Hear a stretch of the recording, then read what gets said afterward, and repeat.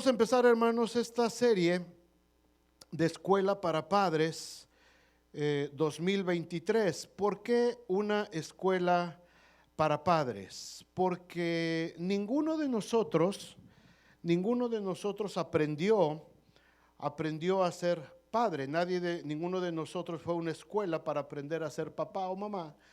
Y fuimos educando y criando a nuestros hijos, pues como nos enseñaron, como nos fueron diciendo lo que teníamos que hacer.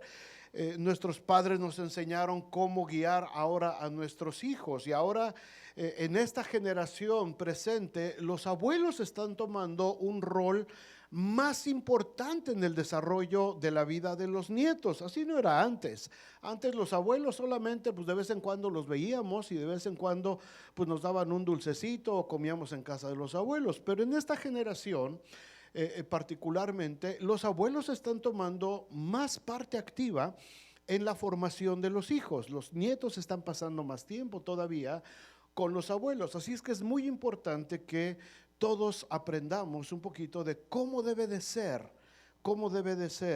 la guianza, la educación de nuestros hijos, ¿verdad? Como les digo, aprendimos cosas buenas, otras quizás no tan buenas, pero para ir a la segura como cristianos es mejor que vayamos a la Escritura, donde se nos enseña la forma correcta de acuerdo al plan de Dios.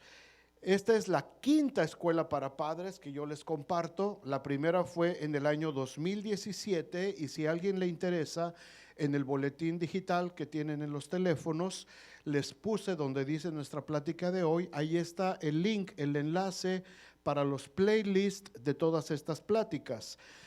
En el año 2017 fue la primera vez, y los temas de esa escuela para padres fueron: entendiendo el privilegio de ser padres, sembrando buenos hábitos en nuestros hijos, cultivando valores eternos, planeando el futuro, y hablamos de ser padres y no cuates, no amigos.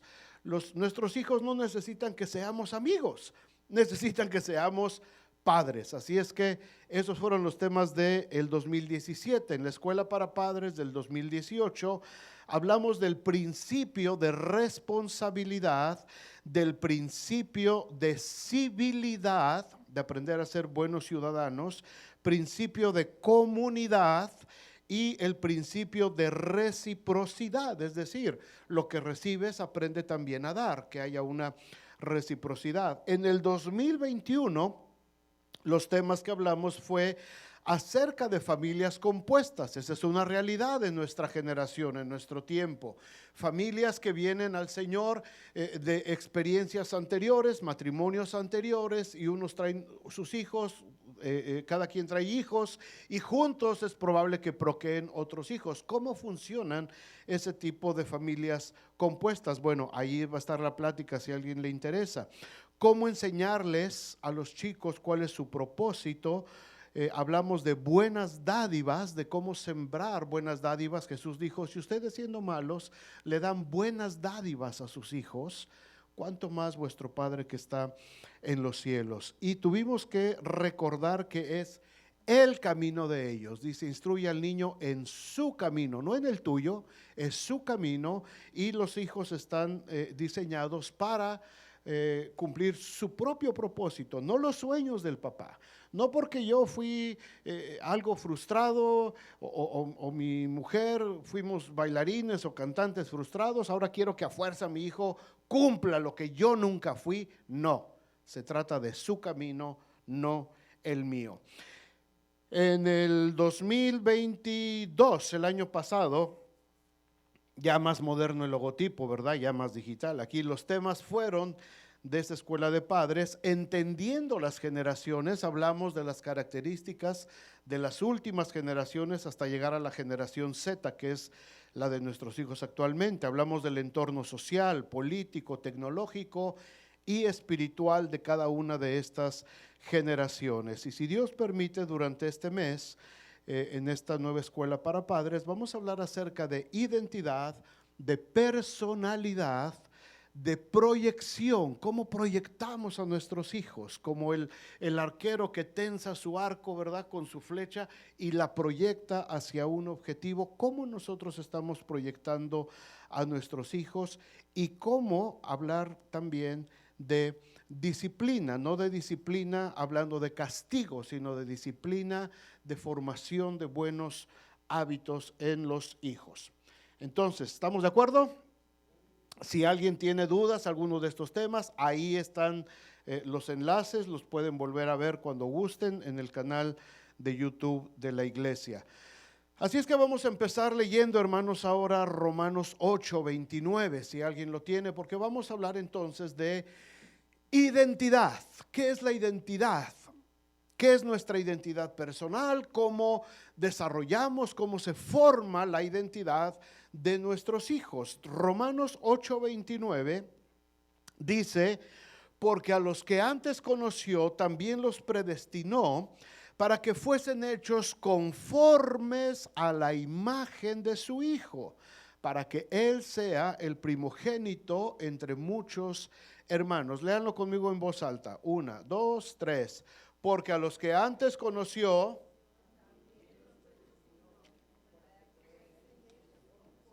a la imagen de su Hijo, para que Jesús sea el primogénito. Así es que nosotros nos tenemos que identificar con Jesús. Al ser humano siempre le ha interesado su identidad, saber quién es, cómo se ve y sobre todo cómo lo ven los demás, cuál es la percepción que los demás tienen de nosotros. A todo mundo le interesa eso, porque es algo humano, todos lo tenemos. De hecho, la primera tentación que sufrió la humanidad por medio de Satanás fue en el mismo huerto del Edén, y la tentación era: vas a ser como Dios, te vas a parecer a Dios.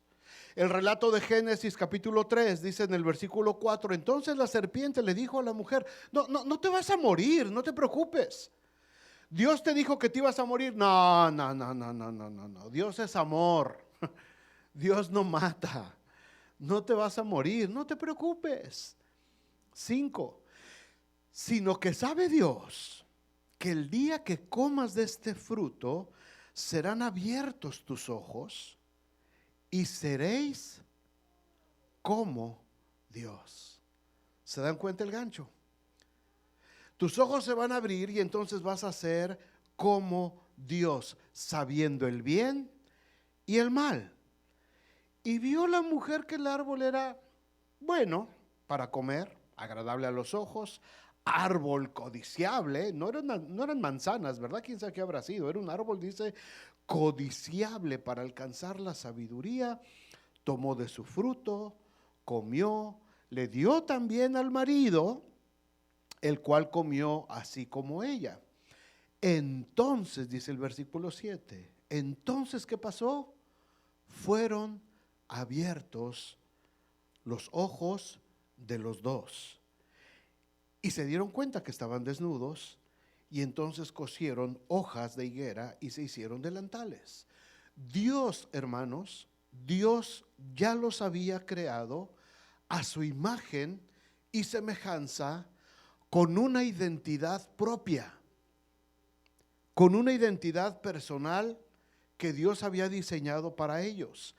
Pero el diablo les animó para que ellos usurparan la identidad de Dios y fueran como Dios, que adoptaran una identidad que no les correspondía, sino una mayor, para que tuvieran mayor conocimiento y por consecuencia tener una mayor aceptación con las generaciones que vendrían. Tristemente, la historia nos dice que cuando abrieron los ojos, esa identidad falsa que el diablo les prometió solamente les trajo separación de Dios, les trajo una vida de pecado, les trajo muerte espiritual y física, y por ahí de paso costó que uno de sus hijos muriera asesinado por su propio hermano.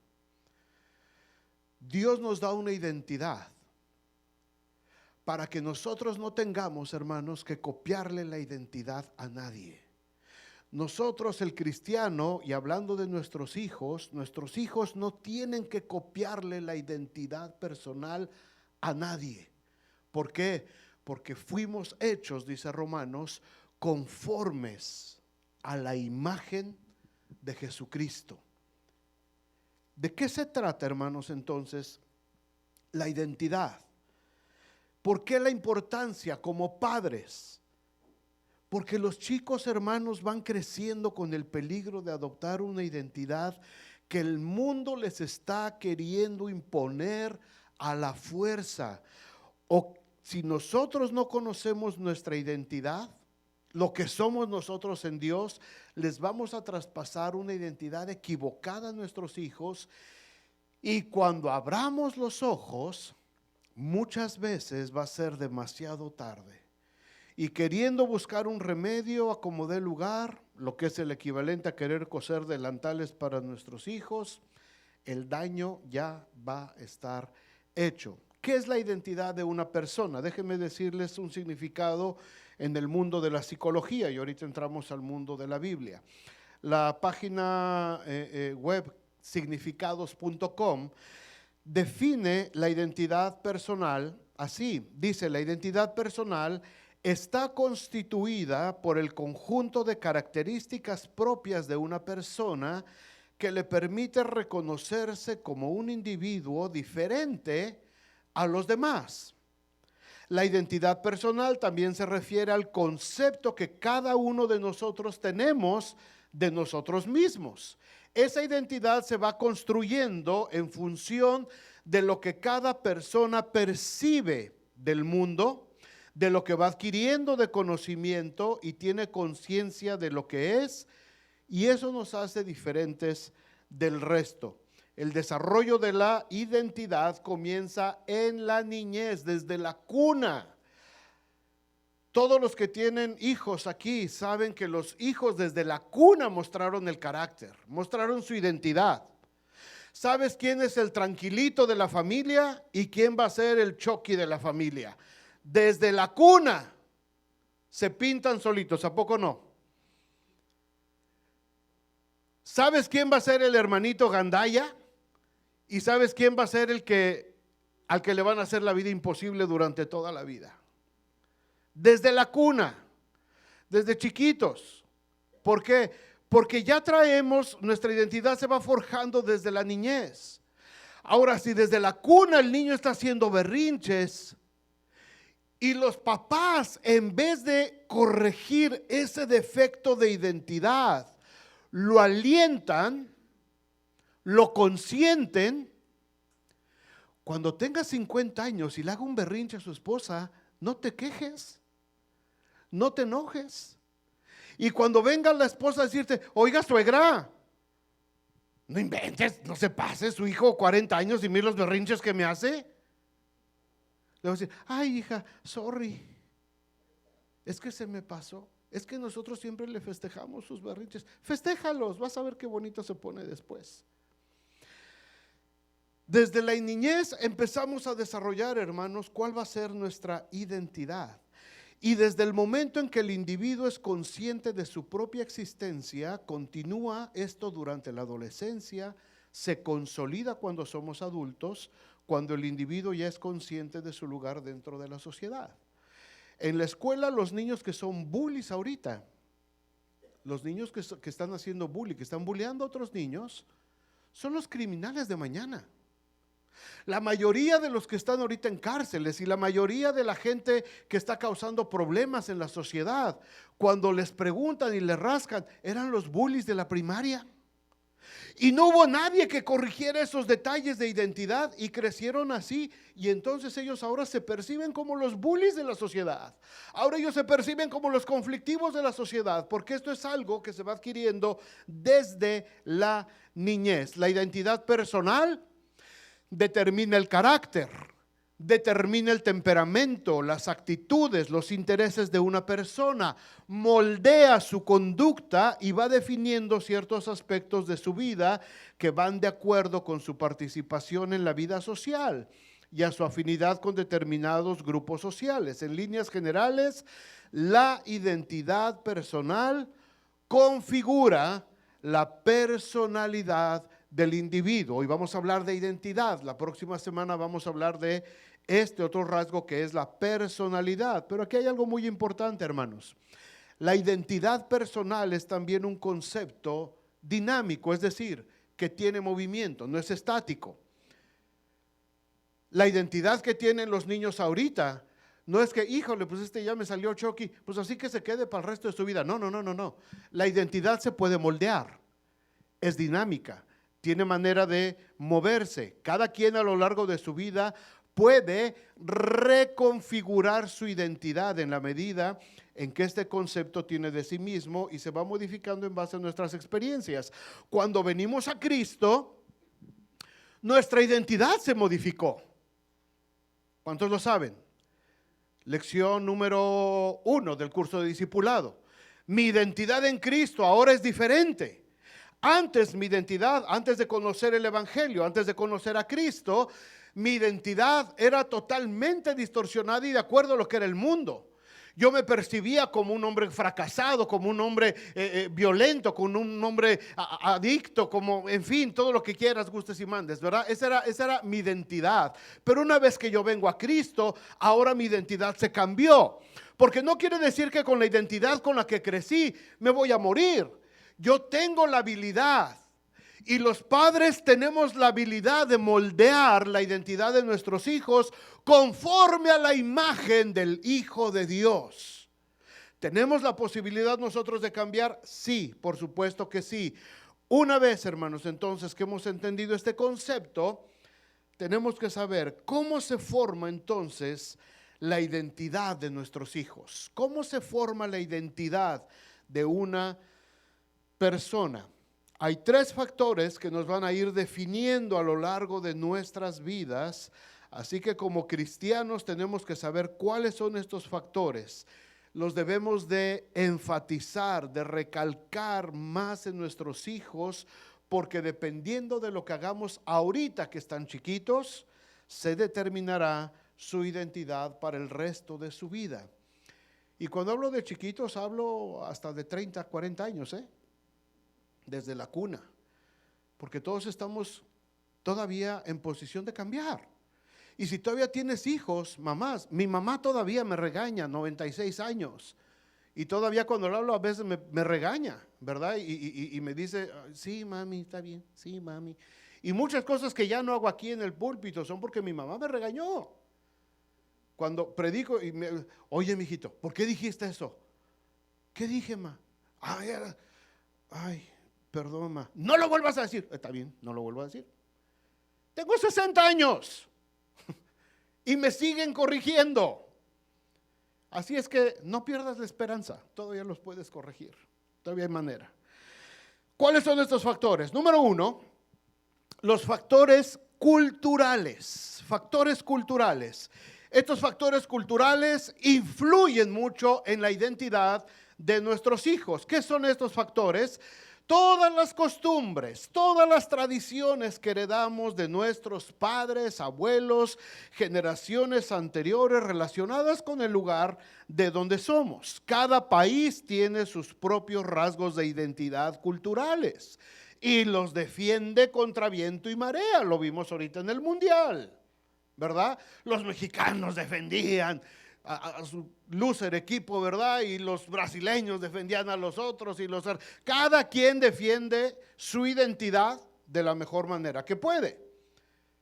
¿Por qué? Porque son rasgos culturales, factores culturales que no lo podemos negar.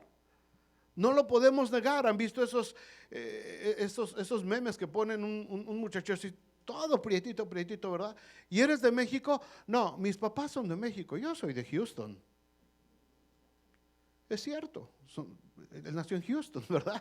Pero los rasgos culturales no los podemos negar, no los podemos esconder. Todos tenemos esos rasgos en nosotros, son rasgos culturales. No importa si somos norteamericanos, mexicanos, centroamericanos, sudamericanos, africanos, asiáticos, todos tenemos un sello distintivo. ¿Cuál es una característica de un mexicano, por ejemplo? ¿Quién me dice algo? Una característica de un mexicano. ¿Cómo? El nopal. Come nopales. Cabello oscuro, por ejemplo. ¿Cómo es de carácter el mexicano?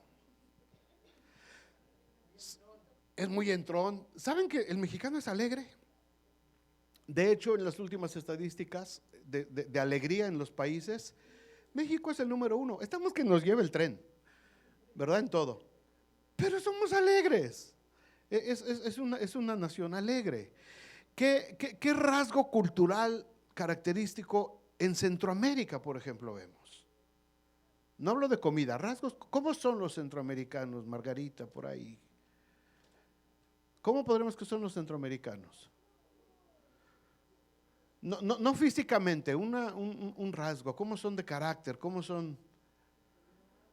Son muy amables, son dicharacheros, ¿verdad? Son les gusta mucho la fiesta, son también alegres. ¿Cómo son los asiáticos? Son muy serios, son muy formales, muy responsables. Vas a Disneyland y te encuentras a todos los japonesitos a 40 grados de temperatura con traje y las mujeres de zapatillas caminando ahí en Disneylandia. Son muy formales, son muy profesionales, muy rectos, ¿no? ¿Cómo serán los europeos? ¿Cómo? ¿Nadie ido a Europa? O sea, ¿no han ido a Europa? ¿Son pobres o qué? Se habla son muy flemáticos, ¿verdad? Por ejemplo, los ingleses. Es gente muy formal, gente muy exacta. La puntualidad, la hora del té tiene que ser a las 5 en punto, porque si no el mundo se va a morir si no toman su tecito a las 5 de la tarde. Cositas así. Todos esos son rasgos de factores culturales que de alguna manera empiezan a definir nuestra propia identidad. Bueno, los judíos, el pueblo de Israel en tiempo en el que nacía la iglesia, también eran muy celosos de estos factores culturales que les daban su identidad como nación. Eran muy celosos de esas costumbres, por eso mataron a Esteban y a muchos otros cristianos. Dice Hechos 6:13, y pusieron testigos falsos que decían: este hombre, hablando de Esteban, no cesa de hablar palabras blasfemas contra este lugar santo y contra la ley, pues le hemos oído decir que ese Jesús de Nazaret destruirá este lugar y cambiará ¿qué? Las costumbres. Oímos que este tal Jesús va a cambiar nuestros factores culturales, va a cambiar las costumbres que nos dio Moisés. Y entonces decidieron matar a Esteban, hermanos. De ese tamaño, de esa fuerza son los factores culturales. Se estaba predicando el evangelio, Esteban estaba predicando el evangelio, un camino de salvación, el camino a una nueva vida, una nueva identidad basada en la gracia de Dios. Pero los judíos la rechazaban porque para ellos eran más importantes las costumbres que les había heredado Moisés. Ahora, ojo aquí, no defendían el temor a Dios, no estaban defendiendo el temor de Dios que les había enseñado Moisés. No estaban defendiendo el celo por la palabra de Dios que les había enseñado Moisés. Estaban defendiendo las costumbres. Es muy diferente. Nosotros crecimos llenos de tradiciones y costumbres, ¿verdad? Y lo acabamos de ver este año nuevo, muchas tradiciones, ¿verdad? Y que ponte ropa de un color y que ponte esto para que te vaya bien y que agarre unas mochilas y vete a dar la vuelta para que pueda haber viajes, no sé, muchísimas cosas y que las subas y un montón de tradiciones. Hay un montón de tradiciones. Crecimos en medio de eso nosotros, ¿verdad? En la religión no se diga. Haya sido la religión católica o alguna rama cristiana inclusive también, porque también dentro de la iglesia evangélica se cuecen habas, nos llenaron de factores culturales. Mucha gente no puede decidirse convertirse a Cristo porque el peso de la religión es demasiado fuerte.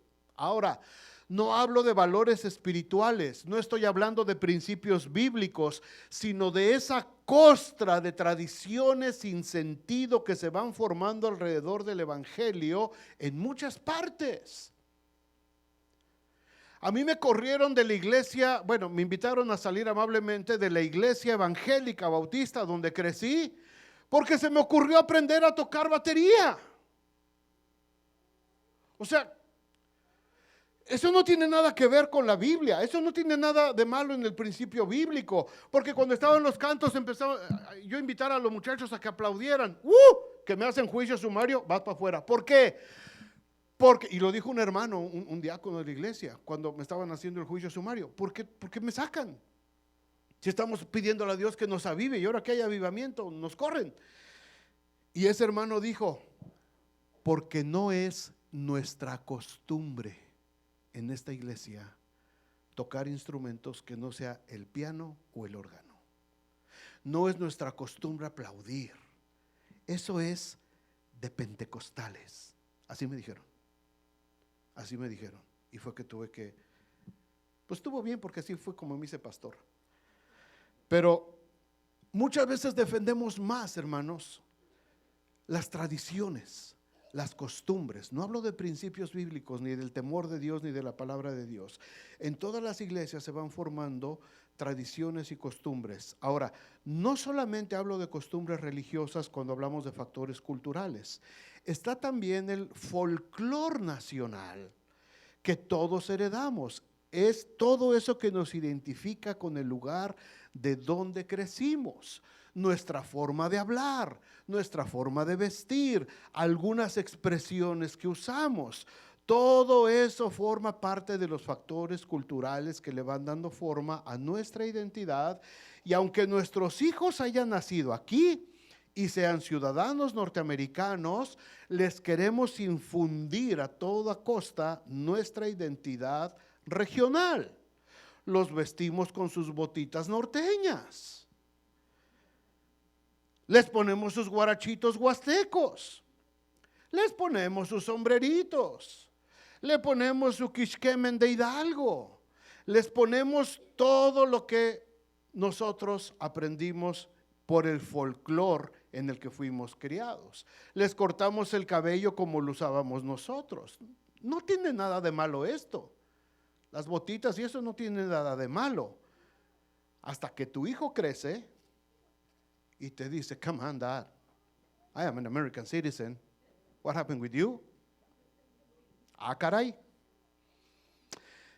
Cuando estábamos atrás de JCPenney, en la iglesia que rentábamos, una vez Carla le dijo a uno de nuestros chicos, estaban los chicos jugando ahí, estaban con las cosas, y dice, no toquen eso, no jueguen con eso, porque esto es de los americanos. Y uno de los chicos le dijo, ¿y qué soy yo? Y Carla se quedó, good question. Porque ellos tienen su identidad de una manera y nosotros les queremos infundir una identidad en base a nuestra propia identidad. No tiene nada de malo, pero en este punto, hermanos, tenemos que pedir mucha sabiduría a Dios. Tenemos que discernir cuáles son estos factores culturales, escuchen bien por favor esto, que van a ser parte de la identidad de nuestros hijos y cuáles les pueden hacer tropezar. Factores culturales hay muchos, la mayoría no tiene nada de malo, se los podemos enseñar a nuestros hijos, pero hay algunos que sí son peligrosos y que les pueden hacer tropezar. Aquí es donde los padres empiezan a tener discernimiento y empiezan a guiar la identidad de sus hijos. La imagen, por ejemplo, del mexicano de Latinoamérica, de un hombre es el hombre borracho, el hombre machista, perezoso, irresponsable, mujeriego. Del lado de la mujer, la imagen muchas veces es la mujer sometida que tiene que aguantar violencia, porque es que mi marido me quiere mucho. Y mijita, si tu marido te pega, es que te quiere. Las mujeres no tienen que estudiar porque las mujeres tienen que estar dedicadas en cuerpo y alma a su casa, a los quehaceres de su casa. En fin, hermanos, hay muchos factores culturales que han moldeado la identidad de nuestros pueblos latinos, quizás de forma equivocada. Ahí es donde cada uno de nosotros como padres, como abuelos, como hermanos de la iglesia, como maestros, tenemos que tener el discernimiento de parte de Dios. ¿Cuáles factores culturales van a ayudar a mi hijo, lo van a formar de la manera correcta a mi hija, sin que les afecten tampoco esos valores culturales? Habrá cosas que podemos adoptar como hispanos, como latinos, del país de donde vengas, del lugar de donde vengas, porque inclusive en México son diferentes lugares. Los de Monterrey, pues, pues vamos a comer cabrito. Oye, ¿fuiste? Te bañaste, ¿verdad? ¿Quiénes dicen? Va. ¿Quiénes? Los jarochos. Va todo. Va. ¿Y los poblanos? ¿Cómo hablan los poblanos? ¿Alguien conoce poblanos? ¿Alguien conoce algún poblano por aquí? ¿Y los chilangos? ¿Cómo hablan los chilangos? Podemos pasarles un montón de factores culturales, hermanos, pero tenemos que ser sabios. El que les pongamos ropa regional a nuestros hijos no significa que tenga que crecer como un macho violento o una mujer sometida. Pero si lo expones a esa cultura, escuchen bien, si exponemos a nuestros hijos a esos factores culturales constantemente a través de la música, de películas, de nuestras propias actitudes, entonces sí van a absorber nuestros hijos esos factores. Recordemos lo que dice Pablo en 1 Corintios 10:23. Todo me es lícito, pero no todo conviene. Todo me es lícito, pero no todo edifica. ¿Puedo sentarme con mi hijo a ver El Señor de los Cielos o La Reina del Sur? Sí puedo. No es que nadie me lo prohíba. Pero la pregunta es, ¿me edifica? ¿Va a edificar la identidad de mi hijo? O mejor vemos otra cosa o hacemos otra actividad que le puede edificar mejor. Cuidado con los factores culturales. En segundo lugar están los factores familiares, donde entra la familia. Cada familia tiene un sello especial. Cada familia. ¿Por qué? Porque cada familia es la combinación de dos familias. Simple. Por eso nuestros hijos llevan dos apellidos: Carpinteiro López, Serrano Mayorga, García Samarripa. ¿Qué más? Samarripa, ¿qué? Richie. Todos nuestros hijos y nosotros mismos llevamos dos apellidos. ¿Por qué? Porque nos está recordando que es la combinación de dos familias y cada familia es totalmente diferente, hermanos. Tenemos diferentes características. Cada familia es única. Y como tales tienen sus propios sellos distintivos.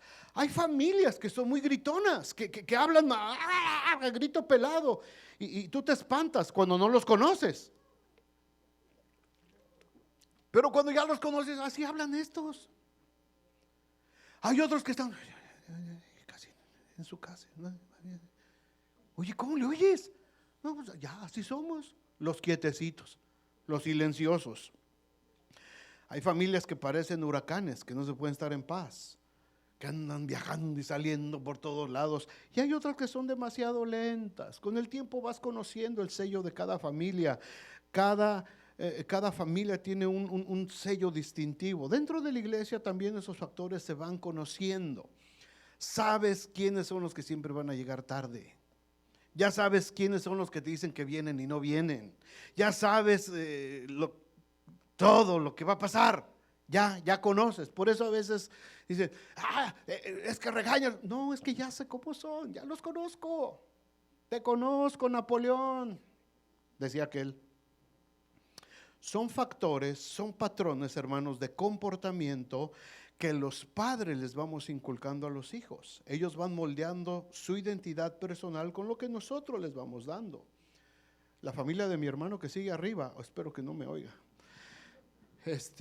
Entre nosotros somos pues varias familias, de todos mis hermanos somos 9, pero esa familia ya la conocemos porque siempre llegan tarde, siempre están 2 horas tarde. Y cada vez que nos reuníamos o nos reunimos y hacemos planes, ya sabemos que ellos van a llegar hasta después.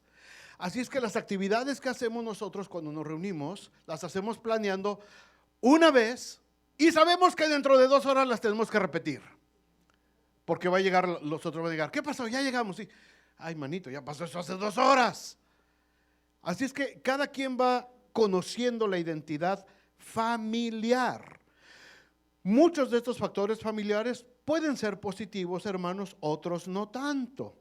Pero aún así van a ser parte de la identidad de nuestros hijos. Y cuando ellos formen sus propias familias, de esa nueva fusión van a salir otros factores familiares. Lo más importante de todo esto es que dentro de los factores familiares, en las familias cristianas, debe de haber un sello que nos identifique con un área de servicio al Señor. Tenemos el ejemplo de muchas familias en la Biblia. La Biblia habla de Jubal, por ejemplo, en Génesis, que está asociada con todos los que tocan arpa y flauta, músicos, al igual que las familias de Coré, de Jedutum, de Asaf. Cuando oyes estos nombres en la Biblia, sabes que se refiere a una familia de alabanza. Es una familia que eran músicos, es una familia cuyo sello distintivo era que eran salmistas y que les encantaba alabar y adorar a Dios. Y siempre que había algún evento grande, hay que llamar a los hijos de Corea, hay que llamar a los hijos de Asaf, hay que llamar a los descendientes de Jedutum. ¿Por qué? Porque ellos son buenos para la música. ¿Aquí a quién llamamos? Pues a la familia García. Acá está toda la familia arriba. La familia de Aarón en la Biblia está asociada ¿con qué? Con el sacerdocio.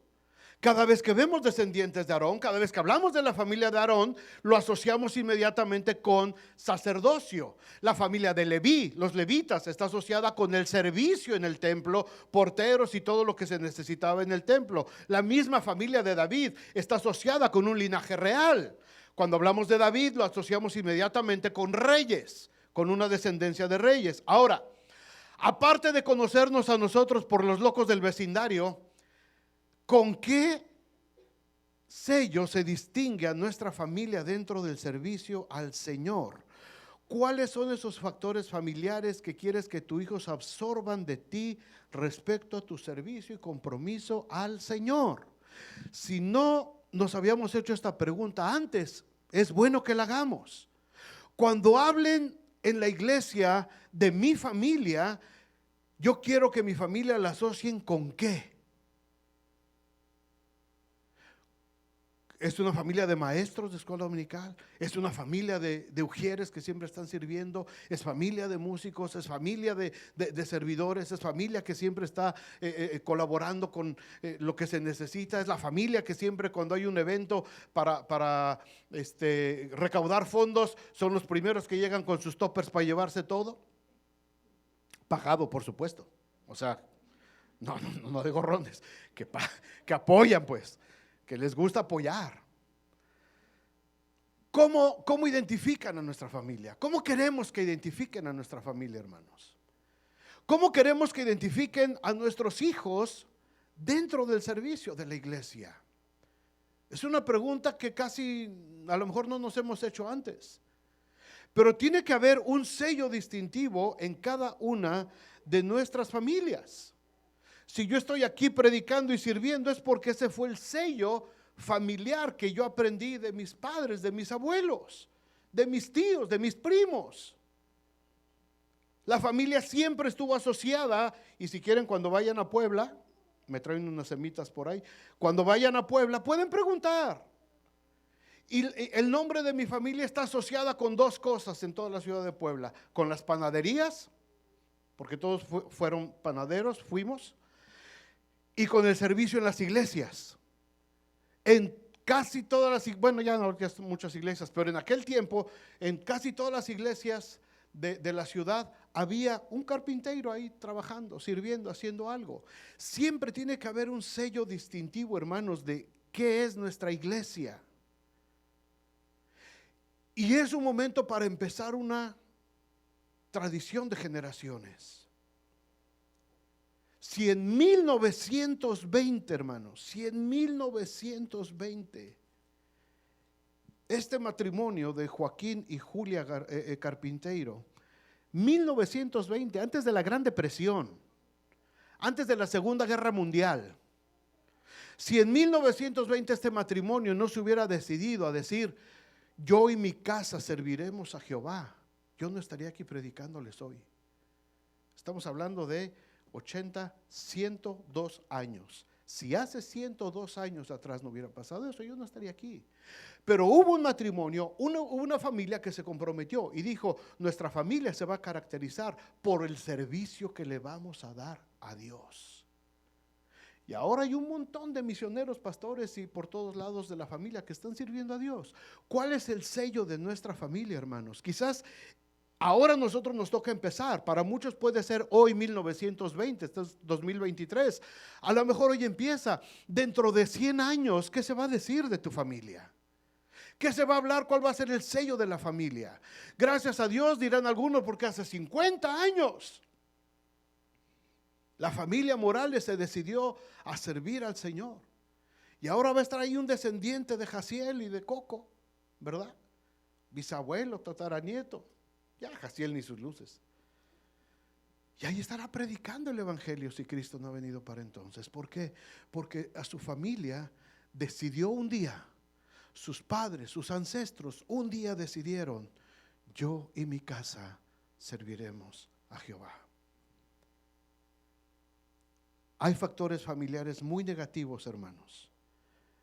Hay factores familiares que pueden destruir pleitos entre las familias, rencores, rencillas. Pero el Señor puede hacer que nosotros tengamos una familia que tenga un sello de servicio al Señor. Cada uno de nosotros depende, como padres, como abuelos, como tíos, todos como parte de una iglesia, asegurarnos que nuestras nuevas generaciones se impregnen de estos factores familiares que les distingan de parte del Señor. No eres el chismoso de la colonia. Tu familia, ay, ahí vienen los conflictos, ay, ahí vienen los que adornan bien bonito en Navidad. Está bien. Pero que digan, ahí vienen los que predican al Señor. Ahí vienen los que hablan del Señor. Ayer que salí de aquí y iba para la casa, al dar la vuelta a la casa me encontré un montonal de bomberos y patrullas y policía y demás. Me tuve que desviar, darme la vuelta y le dije a Rosy, vente, vamos a ver qué pasó. Ahí vas de chismoso. No voy de chismoso, voy a ver qué podemos hacer. Es de nuestra calle, son nuestros vecinos. Y ya fuimos caminando y llegué y estaba todo el hilerón de carros y demás y había habido un incendio en una de las casas. Y Rocío decía, hasta aquí, ya viste lo que no, es que no vine a ver, no vine de chismoso, vine a ver qué podemos ayudar. ¿Por qué? Porque somos los pastores de la calle, somos los pastores del vecindario, tenemos que hacer algo. Y ya fui con el jefe de bomberos que estaba ahí, me presenté con él, le dije, ¿quién es la familia afectada aquí? Soy pastor, quisiera orar con ellos. Y ya me dijo, son aquellos dos que están allá paraditos abajo de un árbol. Y ya me acerqué con ellos, me presenté y eran Don y David y me dijeron, les dije, ¿están bien ustedes? Sí, ya me presenté, le dije, soy pastor de la Iglesia de Dios y vine a ver si se les ofrece algo, si podemos hacer algo por ustedes. No, pues muchas gracias. Les gustaría que orara por ustedes. Y la pareja se puso a llorar. Una pareja ya de hombres, de un hombre y una mujer ya adultos. No ancianos, pero ya muy adultos. Y se pusieron a llorar y empezamos a orar juntos y dijimos, Señor, te alabamos aún en medio de las desgracias y de lo que esté pasando, Señor, la alabanza para ti. Y el hombre gritaba, yes, Lord, praise your name y thank you for your mercy, thank you for... Y fue un momento muy bonito que tuvimos con esos vecinos, porque nos tienen que conocer, hermanos, en la calle. Nuestra familia se tiene que identificar. Esa familia cuando pase por la calle, porque a fuercita tienen que pasar enfrente de la casa, se van a acordar, ahí es la casa de los pastores. Se tienen que acordar, aquí es la casa del miembro de aquella iglesia que cuando yo necesité me vino a prestar ayuda. Hermanos, Todos nos tenemos que identificar así en nuestra sociedad y nuestros hijos tienen que absorber esa parte de la identidad. Por último, estos dos factores desembocan forzosamente desembocan en lo que son los factores espirituales. Aquí es donde los padres deben de poner toda su atención, porque estos factores espirituales serán el arma principal de nuestros hijos para enfrentarse a un mundo que no tiene identidad, un mundo que quiere imponerles una identidad falsa y que está esperando desde que nacen para devorarlos y confundirlos. En muchos lugares, en muchos estados, ya se está logrando que las actas de nacimiento, desde que nace el bebé, sean neutrales, donde dice el género, el sexo del niño, que lo dejen en blanco, para que cuando el niño crezca decida lo que le quiera marcar ahí. Desde la cuna, hermanos, desde la cuna, Satanás nuevamente tratando de robar la identidad de nuestros hijos. Por eso es tan importante que nosotros como cristianos, como padres, hagamos exactamente lo mismo que hizo el pueblo de Israel cuando salieron de la esclavitud de Egipto. Necesitamos retomar con urgencia como padres esta amonestación de parte de Dios que les dio en Deuteronomio capítulo 6. En el versículo 6 dice: estas palabras que yo te mando hoy estarán sobre tu corazón, papá, sobre tu corazón, mamá, y las repetirás a tus hijos y hablarás de ellas estando en tu casa, andando por el camino, al acostarte, cuando te levantes, y las atarás como una señal en tu mano y estarán como frontales entre tus ojos, y las escribirás en los postes de tu casa y en tus puertas, hasta que tu hijo se le grabe. Cuando Jehová tu Dios te haya introducido en la tierra que juró a tus padres, Abraham, Isaac y Jacob, que te darían ciudades grandes y buenas que tú no edificaste, y casas llenas de todo bien que tú no llenaste, y cisternas cavadas que tú no cavaste, viñas y olivares que no plantaste, y luego que comas y te sacies, cuídate de no olvidarte de Jehová, que te sacó de la tierra de Egipto, de casa de servidumbre. Cuídate de no olvidarte de Jehová. ¿Por qué? Porque nuestros hijos están creciendo, hermanos, en casas espaciosas, están creciendo con todas las ventajas, con todos los beneficios. Nuestros hijos están creciendo en lugar donde no les está faltando nada. Nuestros hijos no están padeciendo lo que quizás muchos de nosotros padecimos donde crecimos.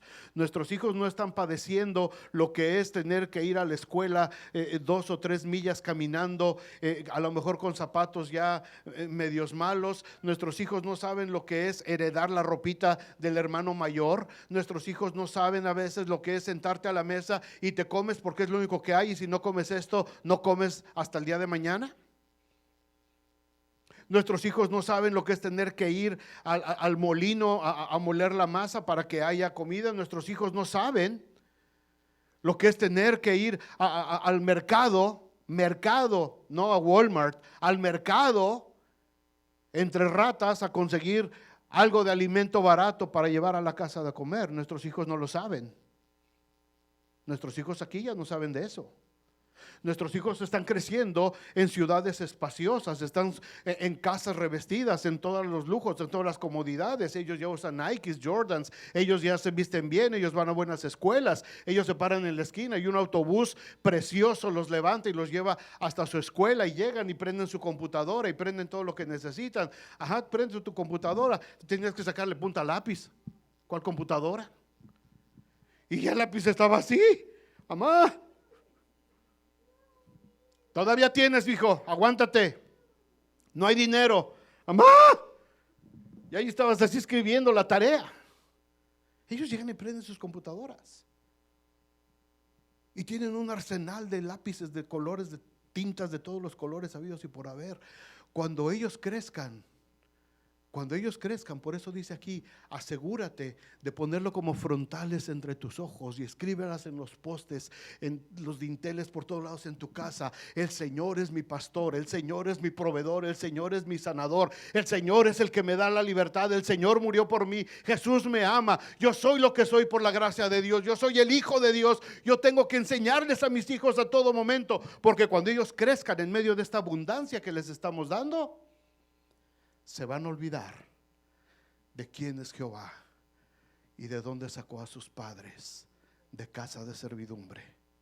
Si no lo hago, ¿qué es lo que les tenemos que repetir para afirmar su identidad en Cristo todos los días? Déjenme darles 3 versículos nada más.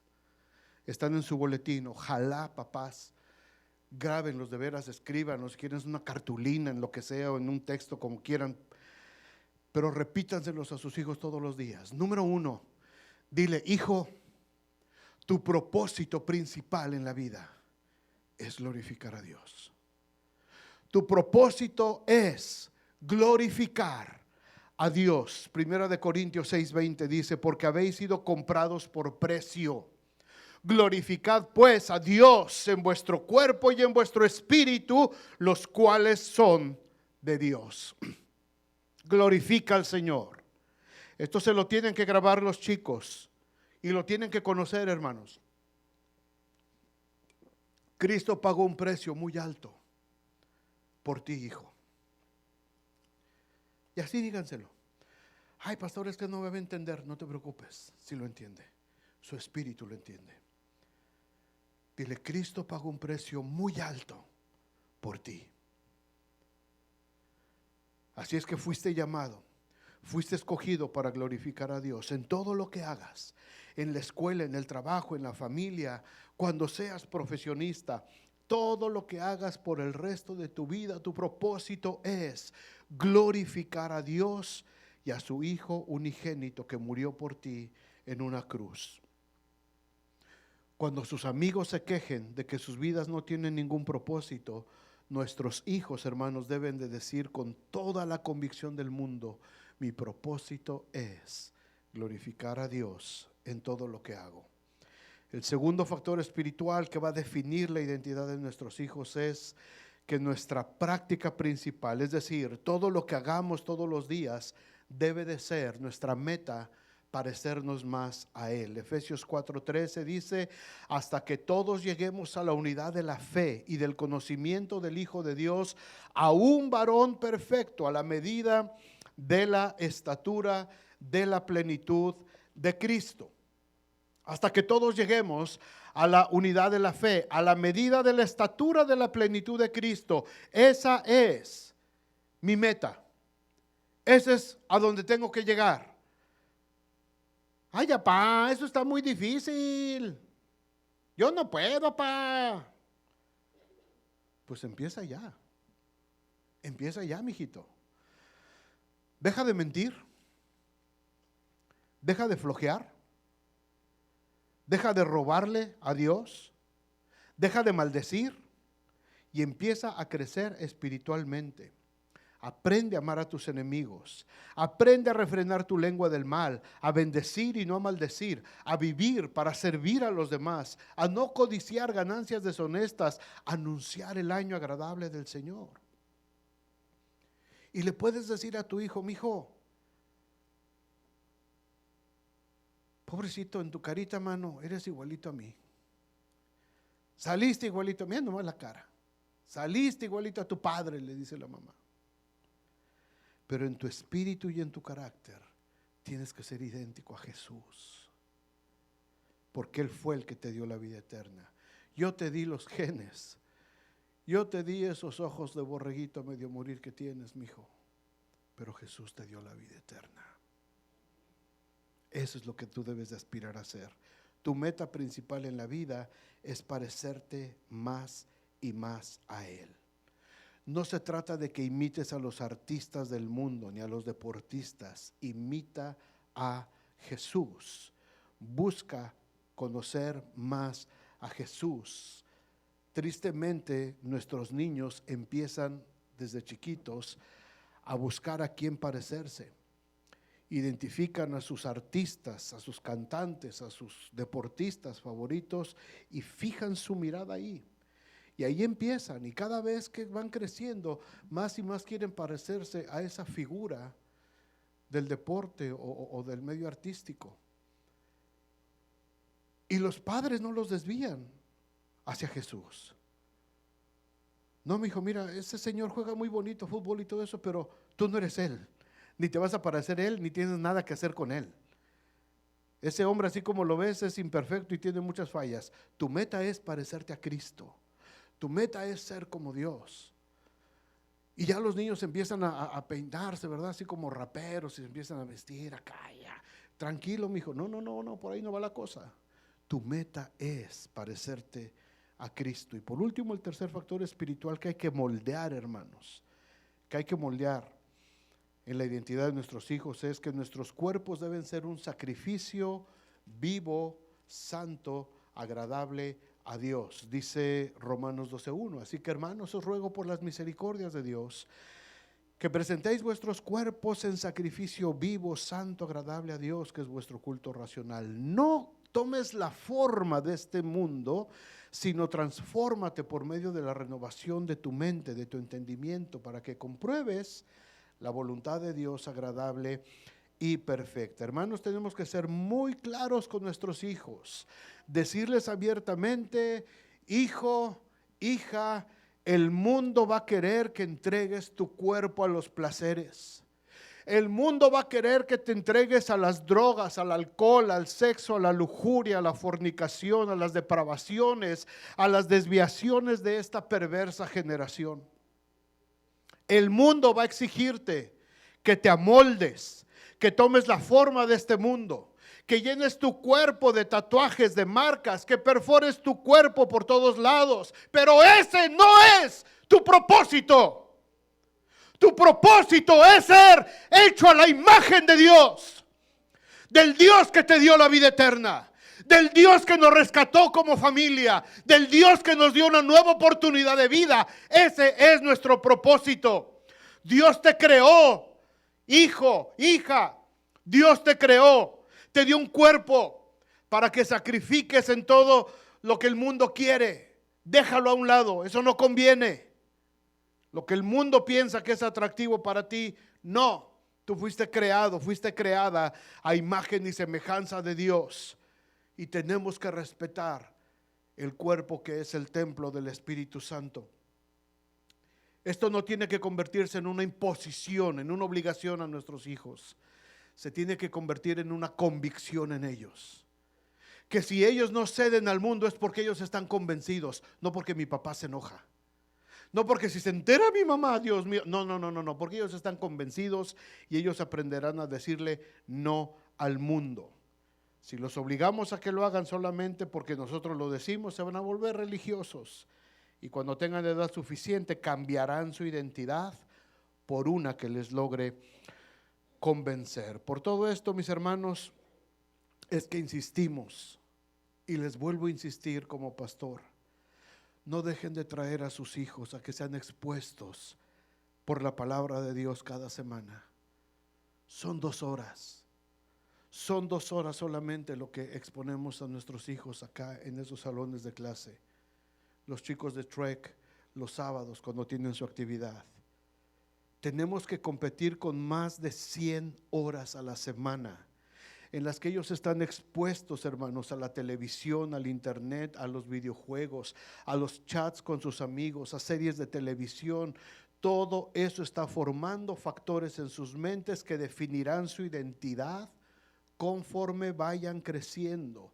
Solo 2 horas a la semana. La iglesia luchando contra 100 horas allá afuera. Solamente son 2 horas. Si les das unos minutos de lectura bíblica y oración en tu casa todos los días, pues ya será un poquito más.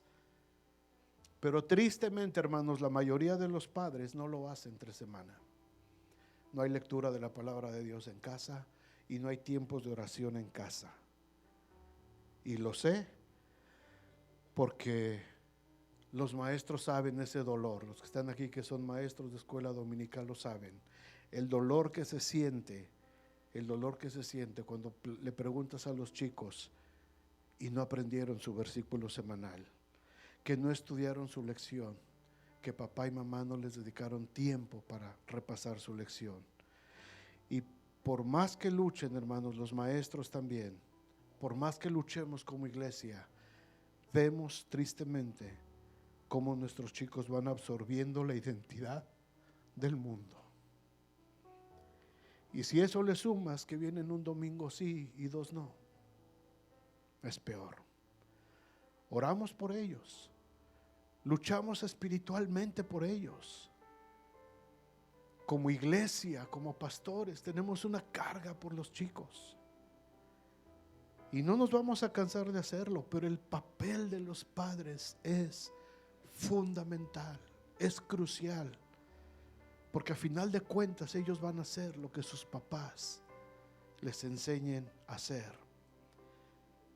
Pablo dice en 1 Corintios 9:24: ¿no sabéis que los que corren en el estadio, todos a la verdad corren, pero uno solo se lleva el premio?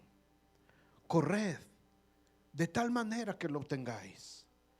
Todo aquel que lucha de todo se abstiene. Ellos a la verdad para recibir una corona corruptible, pero nosotros una incorruptible. Así que yo de esta manera corro, dice Pablo, no como a la aventura. De esta manera peleo, no como quien golpea al aire, buscando la voluntad de Dios. Y si nos abstenemos de tantas cosas, hermanos, si los atletas, los deportistas, los cantantes, los músicos se abstienen de tantas cosas para recibir premios corruptibles, nosotros y nuestros hijos con mayor razón tenemos que guardarnos para el Señor, para guardar la corona incorruptible de gloria. Pónganse de pie, por favor, hermanos.